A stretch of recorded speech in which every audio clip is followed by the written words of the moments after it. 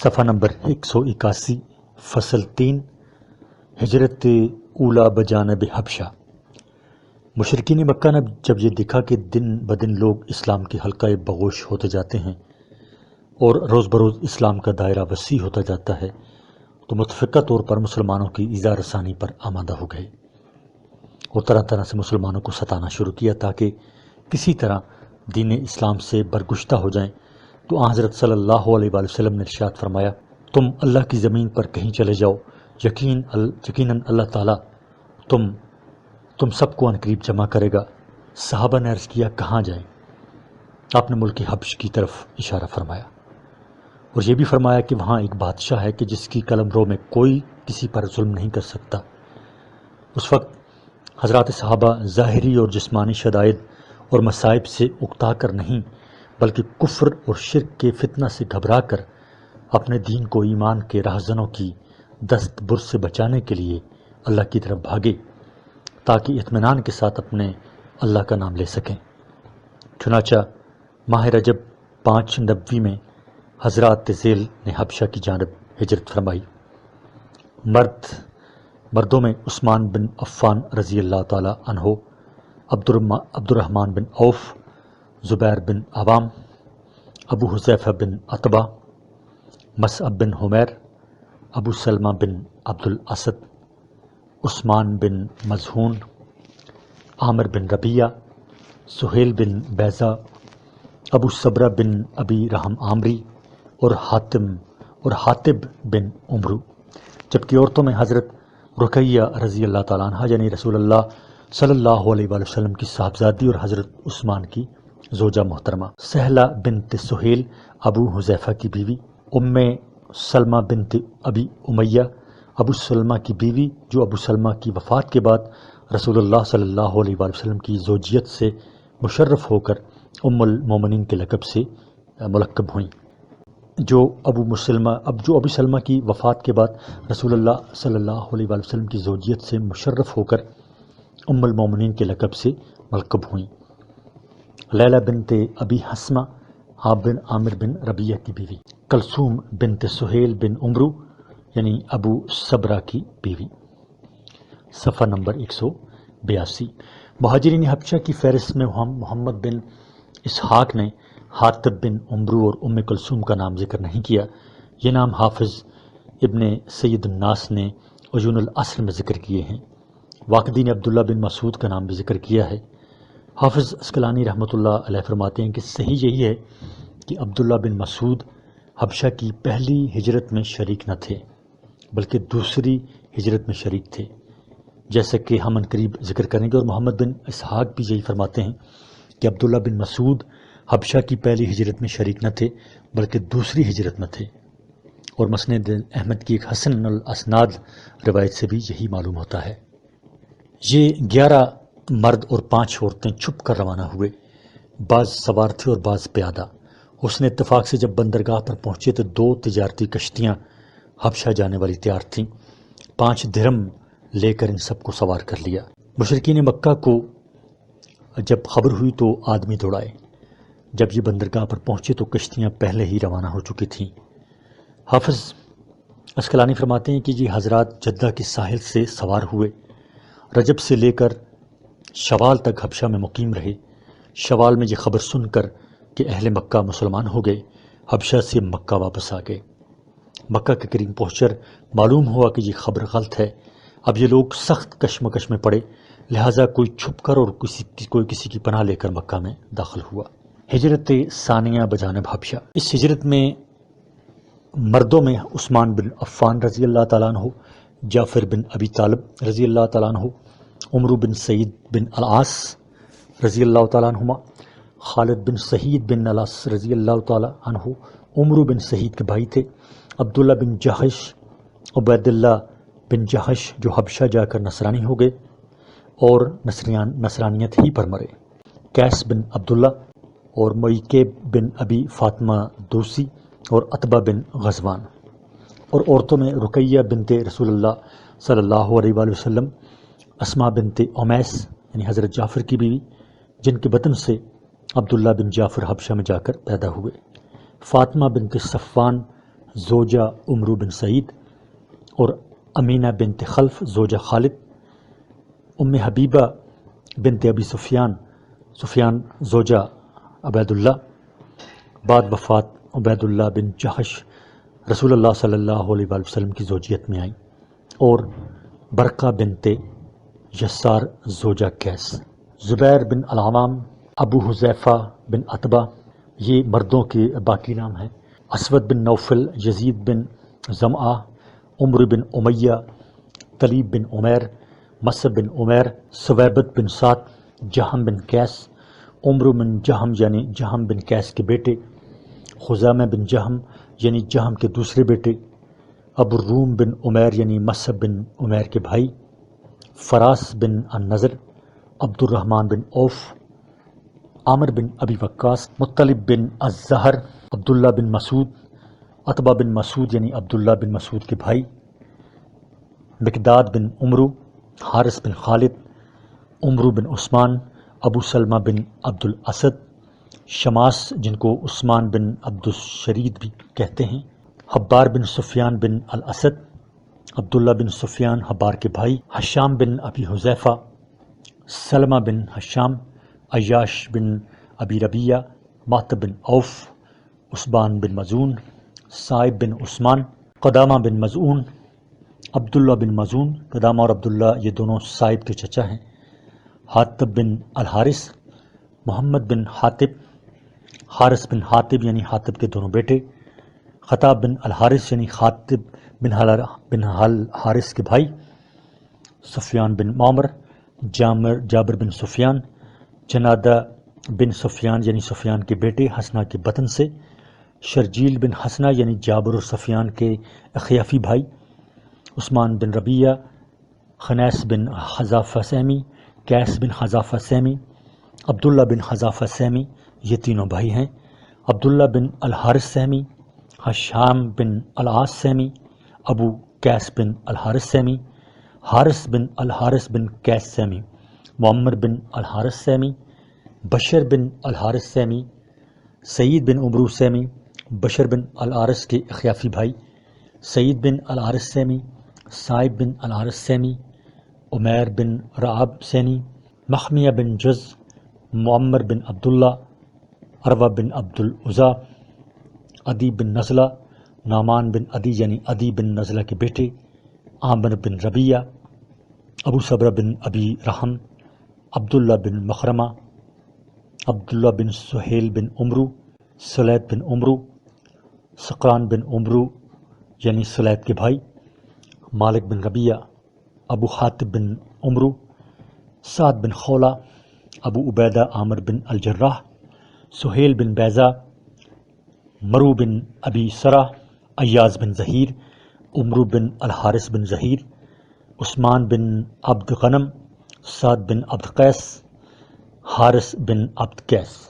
یہ تو مرد حضرات کے باقی نام تھے، اور جو خواتین تھیں، جو عورتیں تھیں، ان کے بقیہ نام یہ ہیں۔ یعنی مہا زوجہ سلمہ جن سے حبشہ میں زینب پیدا ہوئیں، جو ابو سلمہ کی وفات کے بعد رسول اللہ صلی اللہ علیہ وسلم کی ربیبہ کہلائیں، اور حاتم بن حارث مہا بیوی فاطمہ بن مجلل۔ ابن حشام نے مہاجرین حبشہ کے اسماء گرامی مہا انصاب و قبائل نہایت تفصیل سے ذکر کیے ہیں، اور حافظ ابن سید الناس نے عیون العصر میں اختصار کے ساتھ ذکر کیے ہیں۔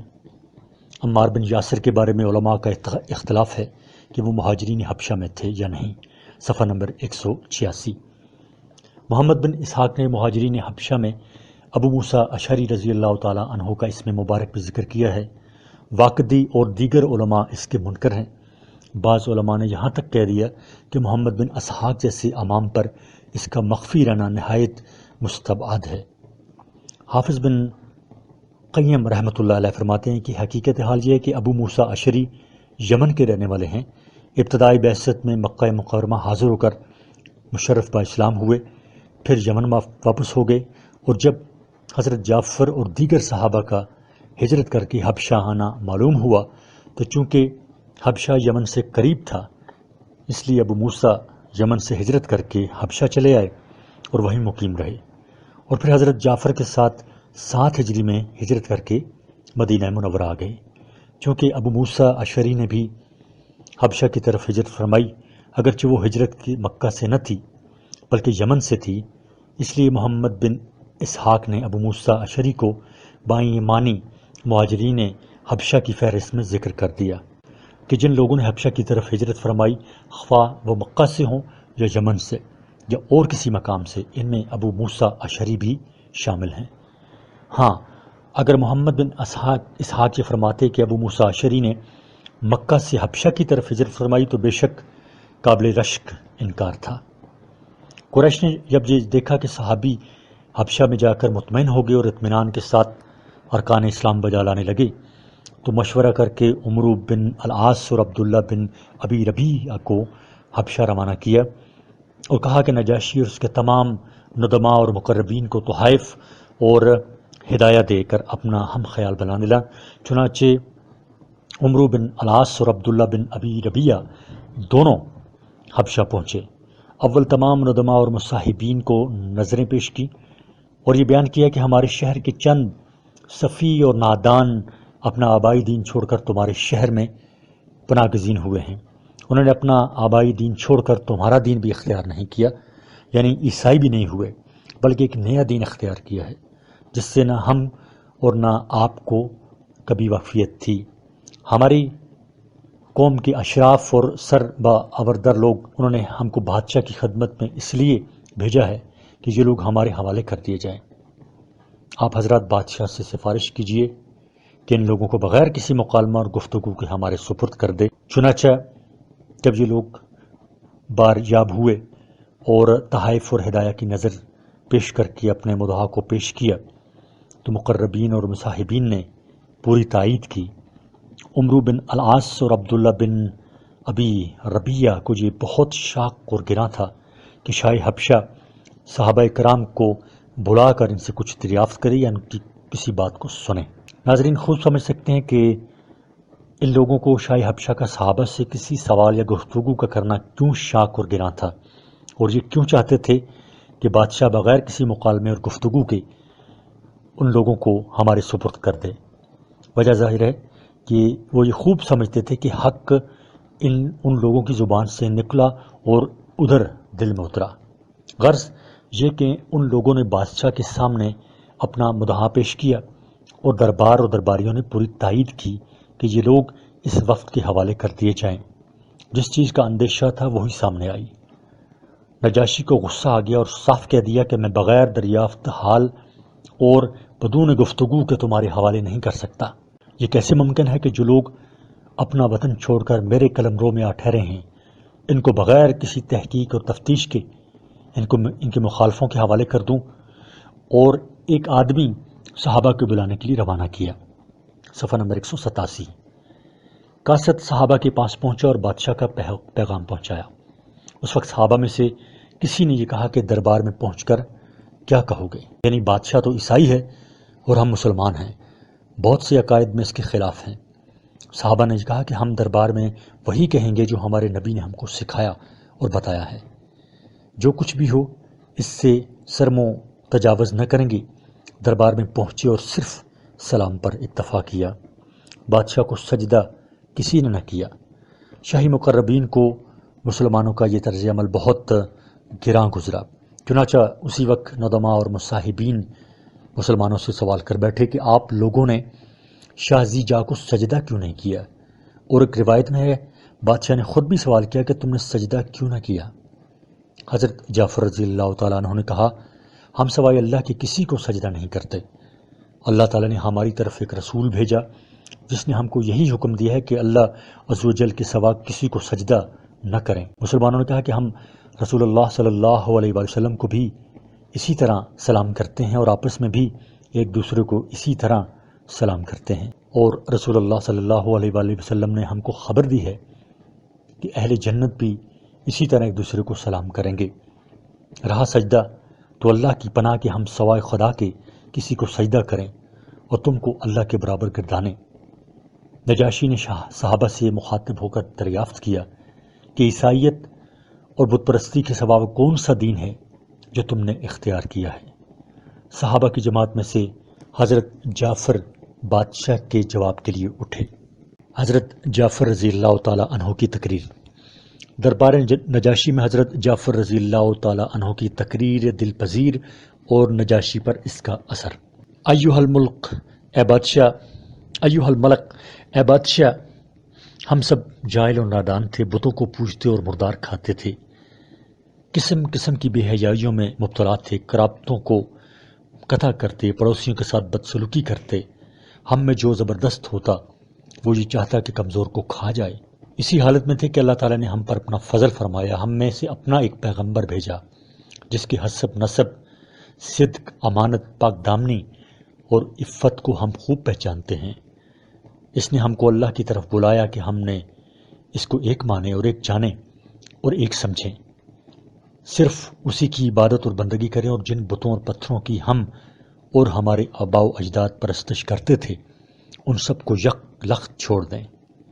سچائی اور امانت اور صلہ رحمی اور پڑوسیوں سے حسن سلوک اور خون ریزی اور حرام باتوں سے بچنے کا حکم دیا، اور تمام بے حیائیوں سے اور باطل اور ناحق کہنے سے اور یتیم کا مال کھانے سے اور کسی پاک دامن پر تہمت لگانے سے ہم کو منع کیا، اور یہ حکم دیا کہ صرف اللہ کی عبادت کریں، کسی کو اس کا شریک نہ کریں، نماز پڑھیں اور زکوٰۃ دیں اور روزہ رکھیں، غرض یہ کہ جان اور مال سے خدا کی راہ میں دریغ نہ کریں۔ حضرت جعفر نے اس کے علاوہ اور بھی تعلیمات اسلام کا ذکر کر کے فرمایا، پس ہم نے ان کی تصدیق کی اور ان پر ایمان لائے، اور جو کچھ وہ من جانب اللہ لے کر آئے اس کا اتباع اور پیروی کی۔ چنانچہ ہم صرف اللہ کی عبادت کرتے ہیں، اس کے ساتھ کسی کو شریک نہیں کرتے، حلال چیزوں کو کرتے ہیں اور حرام چیزوں سے بچتے ہیں۔ محض اس پر ہماری قوم نے ہم کو ہر طرح سے ستایا اور قسم قسم کی اذیتیں پہنچائیں، تاکہ ہم ایک اللہ کی عبادت کو چھوڑ کر گزشتہ بے حیائیوں میں پھر مبتلا ہو جائیں۔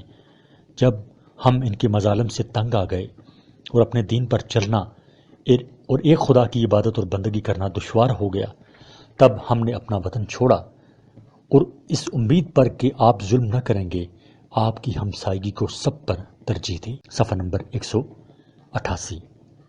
نجاشی نے کہا، کیا تم کو اس کلام میں سے کچھ یاد ہے جو تمہارے پیغمبر اللہ کی طرف سے لائے ہیں؟ حضرت جعفر نے فرمایا، ہاں۔ نجاشی نے کہا، اچھا، اس میں سے کچھ پڑھ کر مجھ کو سناؤ۔ حضرت جعفر نے سورہ مریم کا ابتدائی حصہ پڑھ کر سنایا۔ بادشاہ اور تمام درباریوں کے آنسو نکل آئے، روتے روتے بادشاہ کی داڑھی تر ہو گئی۔ معلوم ہوا کہ بادشاہ داڑھی رکھتا تھا، اور یہی تمام انبیاء علیہ السلام کا طریق رہا۔ معاذ اللہ کسی پیغمبر نے کبھی داڑھی نہیں منڈوائی، داڑھی رکھنا خاص حضرات انبیاء و مرسلین کا طریقہ رہا۔ جب حضرت جعفر رضی اللہ تعالیٰ عنہ تلاوت ختم فرما چکے تو نجاشی نے کہا، یہ کلام اور وہ کلام جو عیسیٰ علیہ السلام لے کر آئے دونوں ایک ہی شمعدان سے نکلے ہوئے ہیں، اور قریش کے وفد سے صاف طور پر کہہ دیا کہ میں ان لوگوں کو ہرگز تمہارے سپرد نہیں کروں گا، اور نہ اس کا کوئی امکان ہے۔ جب عمرو بن العاص اور عبداللہ بن ابی ربیہ اس طرح بادشاہ کے دربار سے بے نیل و مرام باہر نکلے تو عمرو بن العاص نے کہا کہ میں کل بادشاہ کے سامنے ایسی بات کہوں گا جس سے وہ ان لوگوں کو بالکل نیست و نابود ہی کر دے گا۔ عبداللہ بن ابی ربیہ نے کہا، ایسا ہرگز نہ کرنا، ان لوگوں سے ہماری قرابتیں ہیں، یہ ہمارے عزیز اور رشتہ دار ہیں، اگرچہ مذہباً ہمارے مخالف ہیں، مگر عمرو بن العاص نے ایک نہ سنی۔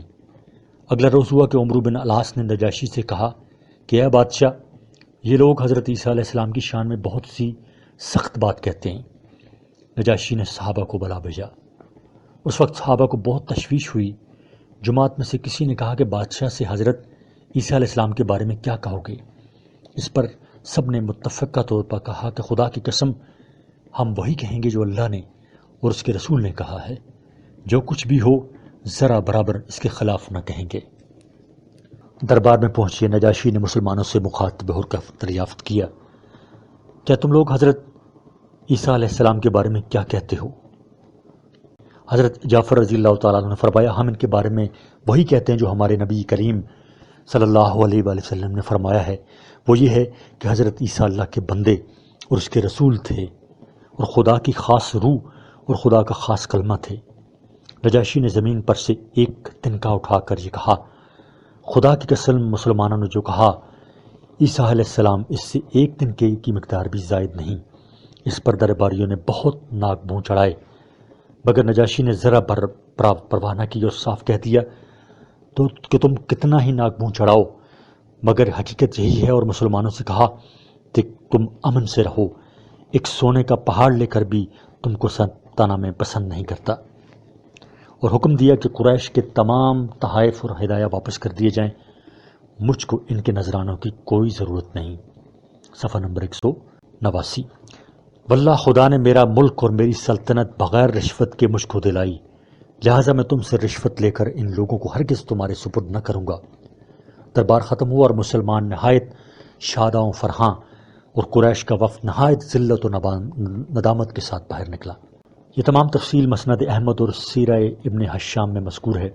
صرف دربار میں صحابہ کے سجدہ نہ کرنے کا واقعہ اور یون العصر میں اجمال اور دلائل ابی نعیم میں تفصیلاً مذکور ہے، اور مجمع زوائد باب الحجرہ الی الحبشہ میں متعدد روایتیں اسی مضمون کی صراحتاً موجود ہیں۔ ظاہری فرماتے ہیں کہ میں نے ام سلمہ کی یہ مفصل حدیث عروہ بن الزبیر سے ذکر کی تو عروہ نے مجھ سے یہ کہا کہ تم کو معلوم بھی ہے کہ نجاشی کے اس قول کا کہ اللہ نے مجھ کو بغیر رشوت کے میرا ملک مجھے واپس فرمایا کیا مطلب ہے؟ میں نے کہا نہیں۔ عروہ نے کہا کہ ام المومنین عائشہ صدیقہ رضی اللہ تعالیٰ عنہ نے مجھ سے بیان کیا کہ نجاشی کا باپ حبشہ کا بادشاہ تھا، نجاشی کے سوا اس کا کوئی اور بیٹا نہ تھا۔ بادشاہ کے بھائی یعنی نجاشی کے چچا کے 12 لڑکے تھے۔ ایک مرتبہ اہل حبشہ کو یہ خیال پیدا ہوا کہ نجاشی تو اپنے باپ کا ایک ہی بیٹا ہے اور بادشاہ کا بھائی کثیر الاولاد ہے، اس لیے بادشاہ کے بھائی یعنی نجاشی کے چچا کو بادشاہ بنا لینا چاہیے تاکہ زمانہ دراز تک اسی خاندان میں بادشاہت کا سلسلہ قائم رہے۔ چنانچہ بادشاہ کو قتل کر کے بادشاہ کے بھائی کو بادشاہ بنا لیا اور نجاشی اپنے چچا کی تربیت میں آ گیا۔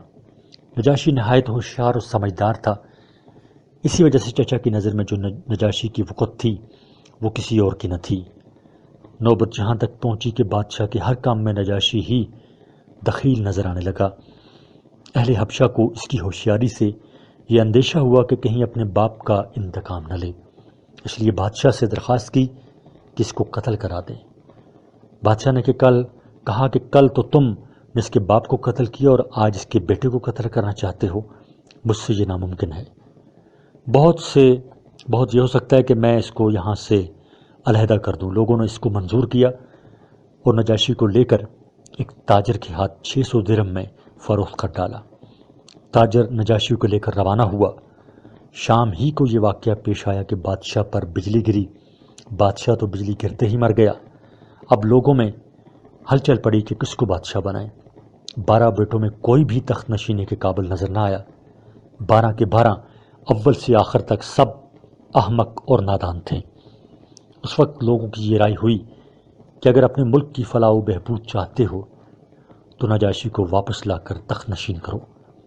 لوگ نجاشی کی خاطر اس تاجر کی تلاش میں ہر طرف دوڑے۔ اس تاجر سے نجاشی کو واپس لا کر تخت نشین کیا۔ تخت نشینی کے بعد وہ تاجر آیا اور زر سمن کا مطالبہ کیا۔ نجاشی نے اس کے 600 درہم واپس کر دیے۔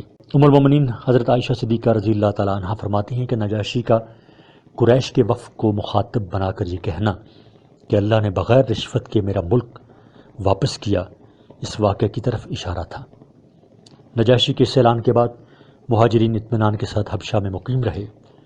جب رسول اللہ صلی اللہ علیہ وآلہ وسلم نے مدینہ ہجرت فرمائی تو اکثر لوگ تو خبر سنتے ہی حبشہ سے مدینہ واپس آ گئے، جن میں 24 آدمی غزوہ بدر میں شریک ہوئے۔ باقی ماندہ لوگ حضرت جعفر کی معیت میں 7 ہجری فتح خیبر کے وقت حبشہ سے مدینہ پہنچے۔ صفحہ نمبر 190۔ قریش سے سوالات۔ وفد قریش سے حضرت جعفر رضی اللہ تعالیٰ عنہ کے 3 سوال۔ عروہ بن الزبیر رحمۃ اللہ علیہ راوی ہیں کہ حضرت جعفر رضی اللہ تعالیٰ عنہ نے نجاشی سے کہا کہ میں ان لوگوں سے کچھ سوالات کرنا چاہتا ہوں، آپ ان سے جواب طلب فرمائیں۔ کیا ہم کسی کے غلام ہیں جو اپنے آقاؤں سے بھاگ کر آئے ہیں؟ اگر ایسا ہے تو بے شک ہم لائق واپسی ہیں۔ نجاشی نے عمرو بن الاس سے مخاطب ہو کر کہا کہ یہ لوگ کسی کے غلام ہیں؟ عمرو بن الاس نے کہا بل احرار کرام، غلام نہیں بلکہ آزاد اور شریف ہیں۔ حضرت جعفر نے نجاشی سے کہا آپ ان سے یہ بھی دریافت کریں کہ کیا ہم کسی کا خون کر کے آئے ہیں؟ اگر ہم کسی کا ناحق خون کر کے آئے ہیں تو آپ بلا تعامل ہم کو اولیاء مقتول کے حوالے کر دیجیے۔ نجاشی نے عمرو بن العاص سے مخاطب ہو کر کہا هل احرقوا ادما بغیر حق، کیا یہ لوگ ناحق خون کر کے آئے ہیں؟ عمرو بن العاص نے کہا لا قطرۃ من دم، خون کا ایک قطرہ بھی نہیں۔ حضرت جعفر نے نجاشی سے کہا آپ ان سے یہ بھی دریافت کریں کہ کیا ہم کسی کا کچھ مال لے کر بھاگے ہیں؟ اگر بالفرض ہم کسی کا مال لے کر آئے ہیں تو اس کو ادا کرنے کے لیے تیار ہیں۔ نجاشی نے عمرو بن العاص سے مخاطب ہو کر کہا کہ اگر یہ لوگ کسی کا مال لے کر آئے ہیں تو میں اس کا کفیل اور ضامن اور اس کے تامان کا ذمہ دار ہوں۔ عمرو بن العاص نے کہا بڑا قیرات، یہ لوگ تو کسی کا ایک قیرات یعنی ایک پیسہ بھی لے کر نہیں آئے۔ نجاشی نے وفد قریش سے مخاطب ہو کر کہا پھر کس چیز کا مطالبہ ہے؟ عمرو بن العاص نے کہا ہم کو یہ ایک دین، عمرو بن العاص نے کہا ہم اور یہ ایک دین پر تھے، ہم اسی دین پر قائم ہیں اور ان لوگوں نے اس کو چھوڑ دیا اور ایک نیا دین اختیار کر لیا۔ نجاشی نے صحابہ سے مخاطب ہو کر کہا کہ جس دین کو تم نے چھوڑا اور جس دین کو تم نے اختیار کیا وہ کیا دین ہے؟ حضرت جعفر رضی اللہ تعالی عنہ نے کہا جس دین پر ہم پہلے قائم تھے وہ شیطان کا دین تھا، اور شیطان کا حکم تھا، وہ دین یہ تھا کہ ہم اللہ کے منکر تھے، پتھروں کی عبادت کرتے تھے، اور اب جس دین پر قائم ہے وہ اللہ جل شانہ کا دین ہے۔ اللہ نے ہماری طرف ایک رسول بھیجا جیسے کہ ہم سے پہلی امتوں کی طرف نبی اور رسول بھیجے، بس وہ رسول سچائی اور نیکی کو لے کر آئے اور ہم کو بتوں کی پرستش سے منع کیا۔ ہم نے ان کی تصدیق کی اور ان پر ایمان لائے، ان کے پیرو ہو گئے۔ اس پر ہماری قوم ہماری دشمن ہو گئی اور اس سے سچے نبی کے قتل پر تل گئی، اور یہ ارادہ کر لیا کہ ہم کو پھر اسی بت پرستی میں لوٹا دیں۔ بس ہم اپنا ایمان اور اپنی جان لے کر آپ کی طرف بھاگ آئے۔ اگر ہماری قوم ہم کو وطن میں رہنے دیتی تو ہم نہ نکلتے۔ یہ ہے ہمارا قصہ۔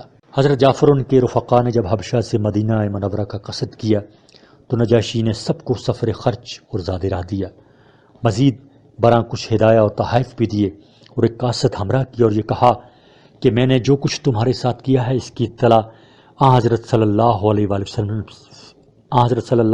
وسلم سے کر دینا کہ میں اس بات کی گواہی دیتا ہوں کہ اللہ کے سوا کوئی معبود نہیں، اور اس بات کی گواہی دیتا ہوں کہ آپ بلا شبہ اللہ کے رسول ہیں، اور آپ سے یہ درخواست کرتا ہوں میرے لیے استغفار یعنی دعائے مغفرت فرمائیں۔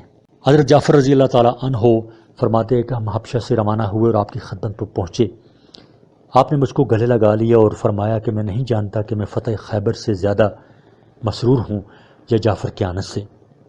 پھر آپ بیٹھ کے نجاشی کے قاصد نے کھڑے ہو کر عرض کیا یا رسول اللہ، یہ جعفر آپ کے سامنے موجود ہیں، آپ ان سے دریافت فرما لیں کہ ہمارے بادشاہ نے ان کے ساتھ کیا معاملہ کیا ہے۔ حضرت جعفر رضی اللہ تعالیٰ عنہ نے کہا کہ بے شک نجاشی نے ہمارے ساتھ ایسا اور ایسا معاملہ کیا، یہاں تک کہ چلتے وقت ہم کو سواری دی اور توشہ دیا اور ہماری امداد کی اور گواہی دی کہ اللہ کے سوا کوئی معبود نہیں، اور اس کی بھی گواہی دی کہ آپ یقیناً اللہ کے رسول ہیں، اور آپ سے یہ درخواست کی ہے کہ آپ میرے لیے دعائے مغفرت فرمائیں۔ آپ اسی وقت اٹھے اور وضو کیا اور 3 بار یہ دعا فرمائی اللہم اغفر للنجاشی، اے اللہ تو نجاشی کی مغفرت فرما، اور سب مسلمانوں نے آمین کہا۔ حضرت جعفر کہتے ہیں کہ میں نے قاصد سے کہہ دیا کہ جب تم واپس جاؤ تو جو کچھ حضرت صلی اللہ علیہ وآلہ وسلم سے جو تم نے دیکھا ہے وہ جا کر بادشاہ سے بیان کر دینا۔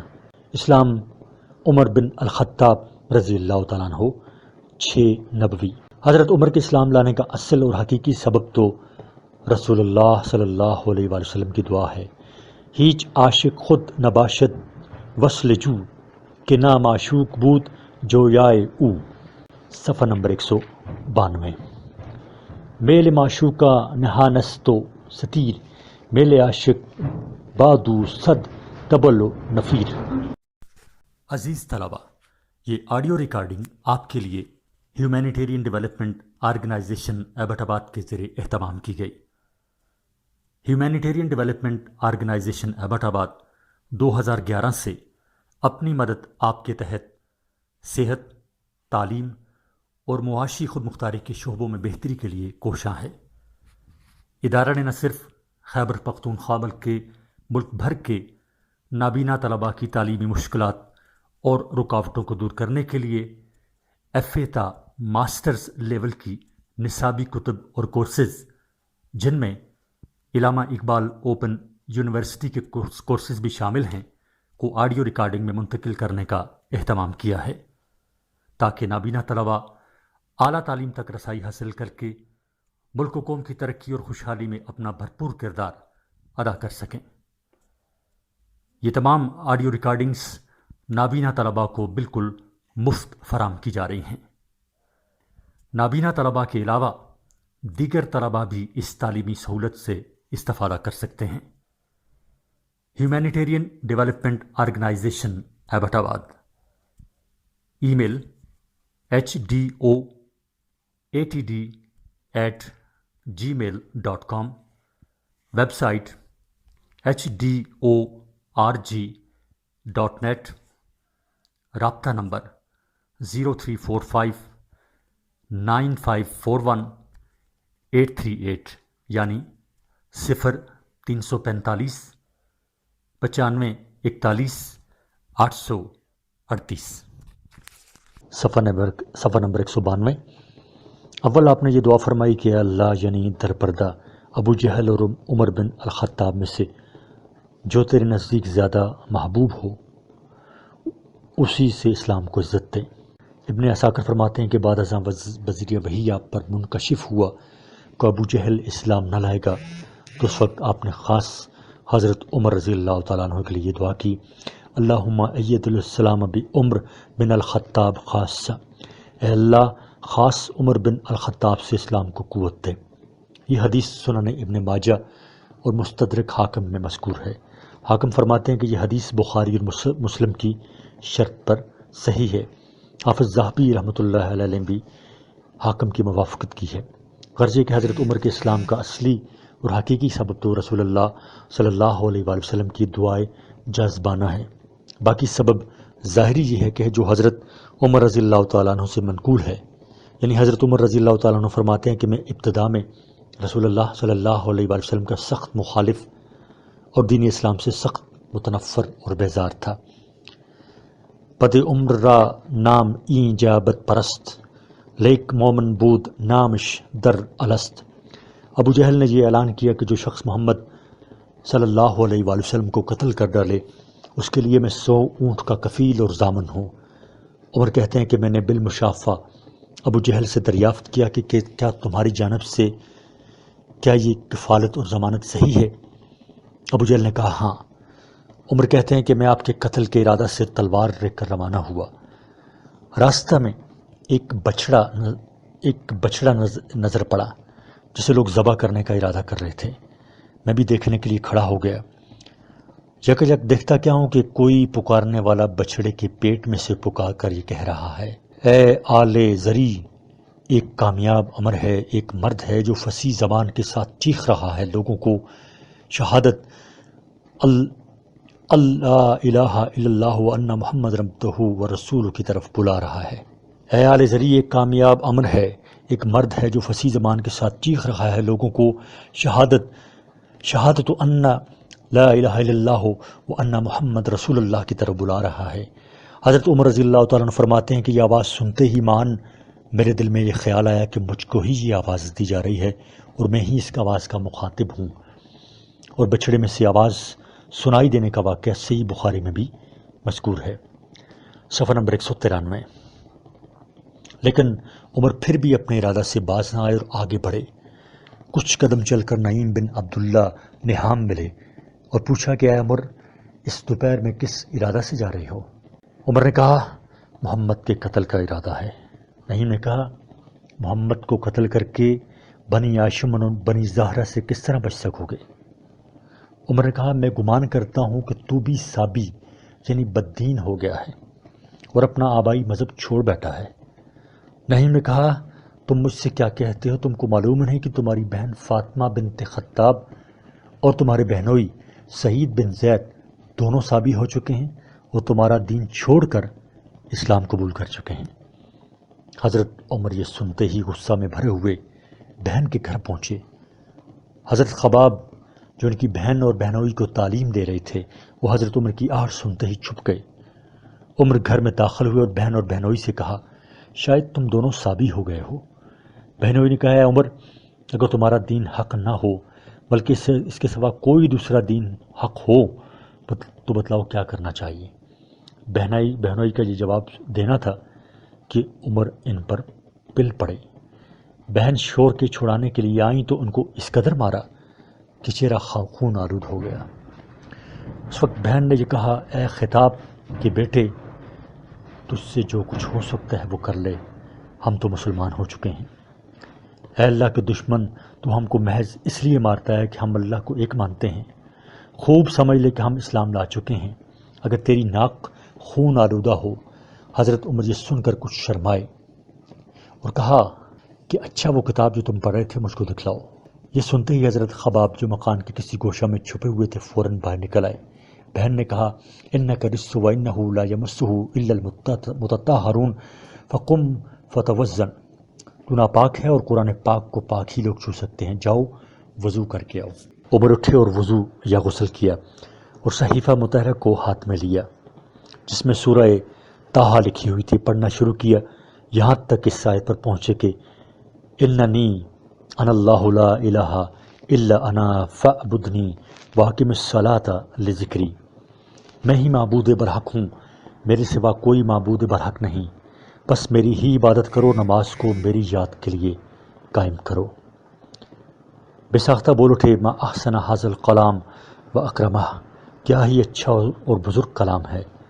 حضرت خباب نے حضرت عمر سے یہ سن کر کہا، کیا اے عمر تم کو بشارت ہو، میں امید کرتا ہوں کہ رسول اللہ صلی اللہ علیہ وآلہ وسلم کی دعا تمہارے حق میں قبول ہوئی۔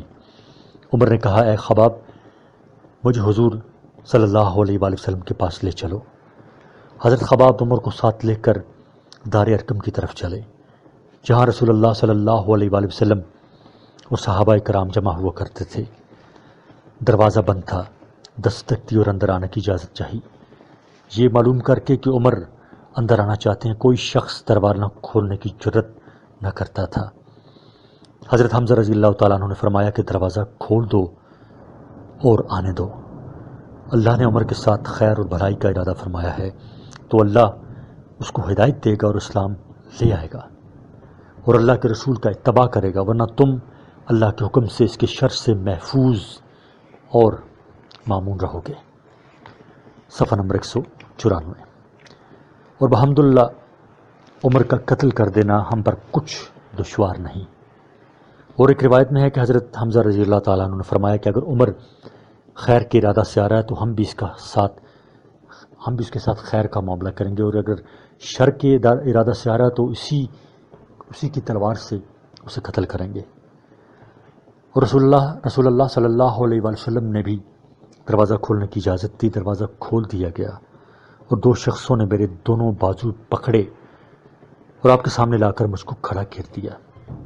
آپ نے ان سے فرمایا کہ چھوڑو، اور میرا کرتا پکڑ کر اپنی طرف کھینچا اور کہا کہ اے خطاب کے بیٹے، اسلام لا، اور یہ دعا فرمائی، اللہم اہدہ، اے اللہ اس کو ہدایت دے۔ اور ایک روایت میں یہ فرمایا کہ اللہم ھذا عمر بن الخطاب، اللہم اعز الدین بعمر ابن الخطاب، اے اللہ یہ عمر بن الخطاب حاضر ہے، اے اللہ اس سے اپنے دین کو عزت دے۔ اور عمر سے مخاطب ہو کر فرمایا، اے عمر، کیا تو اس وقت تک باز نہ آئے گا جب تک خدائے عزوجل تجھ پر کوئی رسوا کن عذاب نازل فرمائے؟ اے عمر، کیا تو اس وقت تک باز نہ آئے گا جب تک خدائے عزوجل تجھ پر کوئی رسوا کن عذاب نازل نہ فرمائے؟ عمر نے عرض کیا، یا رسول اللہ، اسی لیے حاضر ہوا ہوں کہ ایمان لاؤں اللہ پر اور اس کے رسول پر اور جو کچھ اللہ کے پاس سے نازل ہوا۔ اشہد اللہ الہ الا اللہ و انک رسول اللہ۔ رسول اللہ صلی اللہ علیہ وآلہ وسلم نے فرت مسرت سے بآواز بلند تکبیر کہی جس سے تمام اہل دار نے پہچان لیا کہ مسلمان ہو گئے۔ یہ تمام تفصیل سیرہ ابن حشام اور عیون الاسر میں مذکور ہے۔ علامہ زرقانی رحمۃ اللہ علیہ فرماتے ہیں کہ حضرت عمر کے اسلام کا یہ مفصل واقعہ مسند بزار، معجم طبرانی اور دار قطنی میں حضرت انس سے، دلائل بہقی میں ابن عباس سے، دلائل ابی نعیم میں حضرت طلحہ اور حضرت عائشہ سے مروی ہے۔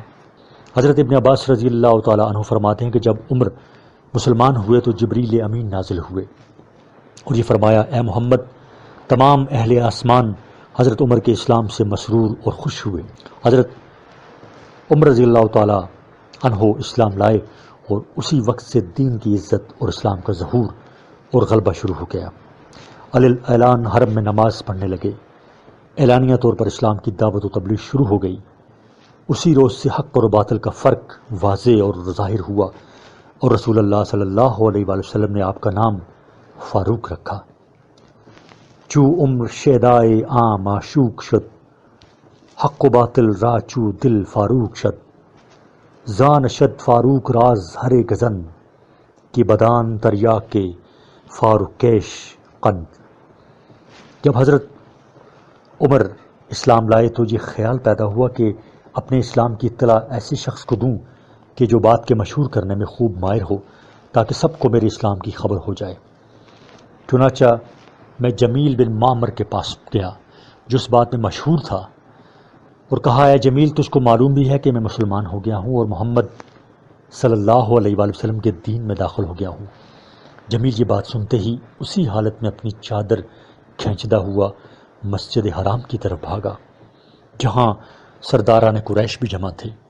وہاں پہنچ کر با آواز بلند یہ کہا، اے لوگو، عمر صابی ہو گیا ہے۔ عمر فرماتے ہیں، میں بھی پیچھے پیچھے پہنچا اور کہا، یہ غلط کہتا ہے کہ میں صابی نہیں ہوا، میں تو اسلام لایا ہوں اور یہ گواہی دی ہے کہ اللہ تعالیٰ کے سوا کوئی معبود نہیں اور محمد صلی اللہ علیہ وآلہ وسلم اس کے بندے اور اس کے رسول ہیں۔ یہ سننا تھا کہ لوگ عمر پر ٹوٹ پڑے اور مارنا شروع کیا۔ اسی میں دن چڑھ گیا۔ اتفاق سے آس بن وائل سیمی ادھر آ نکلے۔ آس نے دریافت کیا کہ کیا واقعہ ہے۔ لوگوں نے کہا، عمر صابی ہو گیا ہے۔ آس نے کہا، تو پھر کیا ہوا؟ ایک شخص نے اپنے لیے ایک امر یعنی دین کو اختیار کر لیا ہے، پھر تم کیوں مزاحم ہوتے ہو؟ کیا تمہارا وہم ہے کہ بنی عدی اپنے آدمی یعنی حضرت عمر کو یوں ہی چھوڑ دیں گے؟ جاؤ، میں نے عمر کو پناہ دی ہے۔ آس کا پناہ دینا تھا کہ تمام مجمع منتشر ہو گیا۔ آس بن وائل کی پناہ دینے کا واقعہ مختصراً صحیح بخاری میں بھی موجود ہے۔ صفحہ نمبر 196، فصل 4، مقاتہ بنی ہاشم۔ مقاتہ بنی ہاشم اور صحیفہ ظالمہ کی کتابت، غزہ محرم الحرام 790۔ جب قریش کی سفارت حبشہ سے ناکام واپس ہوئی اور یہ معلوم ہوا کہ نجاشی نے حضرت جعفر رضی اللہ تعالیٰ عنہ اور ان کے ساتھیوں کا بہت اکرام کیا، ادھر حضرت حمزہ اور حضرت عمر اسلام لے آئے، جس سے کافروں کا زور ٹوٹ گیا، اور پھر یہ کہ روز بروز مسلمانوں کی تعداد میں اضافہ ہوتا جاتا تھا اور کوئی حربہ دین حق کے دبانے میں کارگر نہیں ہوتا۔ تمام قبائل قریش نے متفقہ طور پر ایک تحریری معاہدہ لکھا کہ محمد صلی اللہ علیہ وآلہ وسلم اور بنی ہاشم اور ان کے تمام حامیوں سے یکلق تمام تعلقات قطع کر دیے جائیں کہ نہ کوئی شخص بنی ہاشم سے نکاح کرے اور نہ ان سے میل جول رکھے جب تک کہ بنو ہاشم رسول اللہ صلی اللہ علیہ وآلہ وسلم کو قتل کے لیے ہمارے حوالے نہ کر دیں۔ اور اسی مضمون کی ایک تحریر لکھ کر اندرون کعبہ آویزاں کر دی گئی۔ منصور بن اکرمہ جس نے اس ظالمانہ اور سفاقانہ معاہدہ کو لکھا، اس کو تو اسی وقت من جانب اللہ اس کی سزا مل گئی کہ اس کی انگلیاں شل ہو گئیں اور ہمیشہ کے لیے ہاتھ کتابت سے بیکار ہو گیا۔ ابو طالب نے مجبور ہو کر ماں خاندان کے شاب ابی طالب میں پناہ لی۔ بنو ہاشم اور بنو المطلب، مومن اور کافر، سب نے آپ کا ساتھ دیا۔ مسلمانوں نے دین کی وجہ سے دیا اور کافروں نے خاندانی اور نسبی تعلق کی وجہ سے۔ بنو ہاشم میں صرف ابو لہب قریش کا شریک رہا۔ 3 سال مسلسل اسی حصار میں سخت تکلیف کے ساتھ گزرے، یہاں تک کہ بھوک سے بچوں کے بلبلانے کی آواز باہر سے سنائی دینے لگی۔ سنگ دل سن سن کر خوش ہوتے، لیکن جو ان میں سے رحم دل تھے ان کو ناگوار گزرا اور صاف کہا کہ تم کو نظر نہیں آتا کہ منصور بن اکرمہ پر کیا آفت آئی۔ اس حصار میں مسلمانوں نے کیکر کے پتے کھا کر زندگی بسر کی۔ سعد بن ابی وقاص رضی اللہ تعالیٰ عنہ فرماتے ہیں کہ میں بھوکا تھا، اتفاق سے شب میں میرا پیر کسی ترچیز پر پڑا، فوراً زبان پر رکھ کر نکل گیا۔ اب تک معلوم نہیں کہ وہ کیا شے تھی۔ سعد بن ابی وقاص اپنا ایک اور واقعہ بیان فرماتے ہیں کہ ایک مرتبہ شب کو پیشاب کے لیے نکلا، راستہ میں ایک اونٹ کی کھال کا سوکھا ہوا چمڑا ہاتھ لگا، پانی سے دھو کر اس کو جلایا اور کوٹ چھان کر اس کا صفوف بنایا اور پانی سے اس کو پی لیا۔ 3 راتیں اسی سہارے پر بسر کیں۔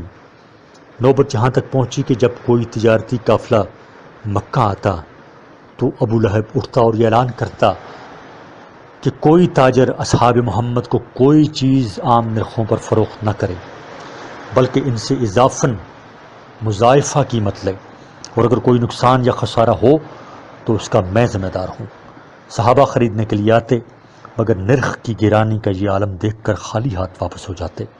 الغرض ایک طرف اپنی تہی دستی اور دشمنوں کی یہ چیرہ دستی تھی، اور دوسری طرف بچوں کا بھوک سے تڑپنا اور بلبلانا تھا۔ بعض لوگوں کا اپنے عزیزوں کی اس تکلیف کو دیکھ کر دل دکھتا تھا، پوشیدہ طور پر ان کے کچھ کھانے پینے کا سامان بھیجتے۔ ایک دن کا واقعہ ہے کہ حکیم بن حزام اپنی پھوپھی حضرت خدیجہ رضی اللہ تعالیٰ عنہ کے لیے غلام کو ہمراہ لے کر کچھ غلہ لے کر جا رہے تھے۔ جاتے ہوئے ابو جہل نے دیکھ لیا اور کہا، کیا تم بنو ہاشم کے لیے غلہ لیے جاتے ہو؟ میں تم کو ہرگز غلہ نہ لے جانے دوں گا اور سب میں تم کو رسوا کروں گا۔ اتفاق سے ابو البختری سامنے سے آ گیا۔ واقعہ معلوم کر کے ابو جہل سے کہنے لگا کہ ایک شخص اپنی پھپھی کے لیے غلہ بھیجتا ہے، تم اس میں کیوں مزاحمت کرتے ہو؟ ابو جہل کو غصہ آ گیا اور سخت سست کہنے لگا۔ ابو البختری نے اونٹ کی ہڈی اٹھا کر ابو جہل کے سر پر اس زور سے ماری کہ سر زخمی ہو گیا۔ مار کھانے سے زیادہ ابو جہل کی اس کی تکلیف پہنچی کہ حضرت حمزہ رضی اللہ تعالیٰ عنہ کھڑے ہوئے شیب ابی طالب میں یہ واقعہ دیکھ رہے تھے۔ انہی تکالیف اور مصائب کی بنا پر بعض رحم دلوں کو اس عہد کو توڑنے کا خیال پیدا ہوا۔ سب سے پہلے حشام بن عمرو کو خیال آیا کہ افسوس، ہم تو کھائیں پی اور ہمارے خویش و اقارب دانہ دانہ سے ترسیں اور فاقے پر فاقے کھینچیں۔ جب رات ہوتی تو ایک اونٹ غلہ کا شیب ابی طالب میں لے جا کر چھوڑ دیتے۔ ایک روز حشام بن عمرو یہی خیال لے کر زہیر بن ابی امیہ کے پاس گئے، جو عبد المطلب کے نواسے اور عاتقہ بن عبد المطلب رسول اللہ صلی اللہ علیہ وسلم کی پھوپھی کے بیٹے تھے۔ جا کر یہ کہا، اے زہیر، کیا تم کو یہ پسند ہے کہ تم جو کچھ کھاؤ اور پہنو اور نکاح کرو اور تمہارے ماموں ایک ایک دانہ کو ترسیں؟ خدا کی قسم، اگر ابو جہل کے ماموں اور ننھیال کے لوگ اس حال میں ہوتے تو ابو جہل ہرگز ایسی حد نامی کی پرواہ نہ کرتا۔ زہیر نے کہا، افسوس میں تنہا ہوں، تنہا کیا کر سکتا ہوں، کاش ایک ہم خیال اور مل جائے تو پھر میں اس کام کے لیے کھڑا ہوں۔ حشام بن عمرو وہاں سے اٹھے اور متم بن عدی کے پاس گئے اور ان کو اپنا ہم خیال بنایا۔ متم نے بھی یہی کہا کہ ایک آدمی کو اپنا ہم خیال بنا لینا چاہیے۔ حشام وہاں سے روانہ ہوئے اور ابو البختری اور بعد ازاں زما بن الاسود کو اپنا ہم خیال بنایا۔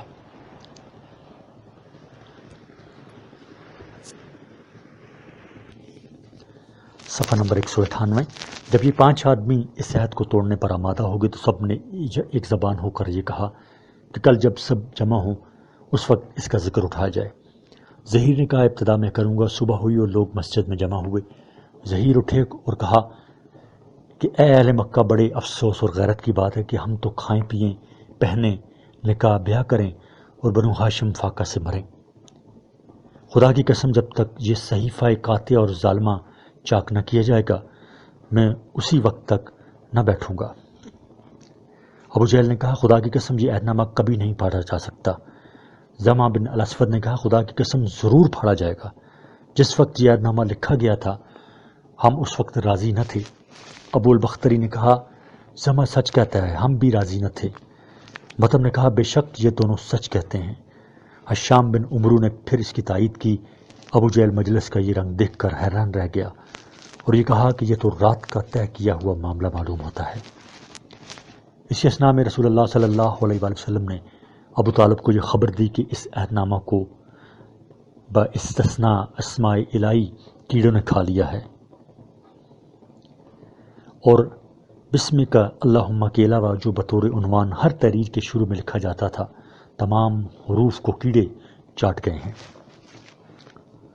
ابو طالب نے یہ واقعہ قریش کے سامنے بیان کیا اور کہا، میرے بھتیجے نے آج ایسی خبر دی ہے اور میرے بھتیجے نے کبھی جھوٹ نہیں بولا اور نہ ان کی کوئی بات آج تک غلط ثابت ہوئی۔